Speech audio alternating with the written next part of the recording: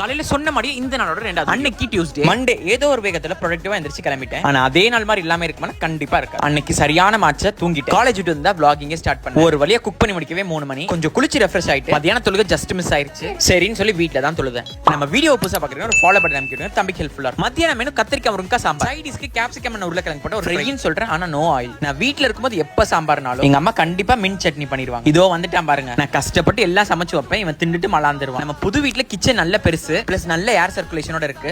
அங்க போயிட்டு எல்லா ரெசிபியையும் டெய்லி ஒன்னு அப்லோட் பண்றேன். சாப்பிட்டு என்ஜாய் பண்ணுங்க. ஒரு வழியா சாப்பிட்டு முடிக்கவே 4:30 ஆயிடுச்சு. தென் பெட் ஆர்டர் பண்ற வேலை இருந்துச்சு, அது போய் மெஷர்மெண்ட்லாம் எடுத்தாச்சு. அது என்னன்னு தெரியல, போன வாரம் தான் டயர் மாத்தேன். இந்த வாரம் கழுசடை பஞ்சர் ஆயிடுச்சு. இது அதுவா நடக்குதா இல்ல எவனோ விளையாடுறான்னு தெரியல. இன்னைக்கு நமக்கு ஜிம்ல ஷோல்டர் டே. நல்லபடி இன்னைக்கு டேவோட ஒர்க் அவுட்லாம் முடிச்சிட்டு வீட்டுக்கு வந்து ஒரு நோ ஆயில் சப்பாத்தி, சைட் டிஷ்க்கு நம்மளோட all time lemon head chicken plus sambar. இந்த டேவோட 3வது வீடியோ இன்னைக்கு போடலாமா நாளைக்கு போடலாமா கீழே கமெண்ட் பண்ணுங்க. சப்பாத்தியை சாப்பிட்டு நாளை முடிச்சு. அவ்வளவுதாங்க. சலம்பில் இதோட இந்த டே சக்ஸஸ்ஃபுல்லாக முடிஞ்சிருச்சு. பை பை, நாளைக்கு பார்க்கலாம்.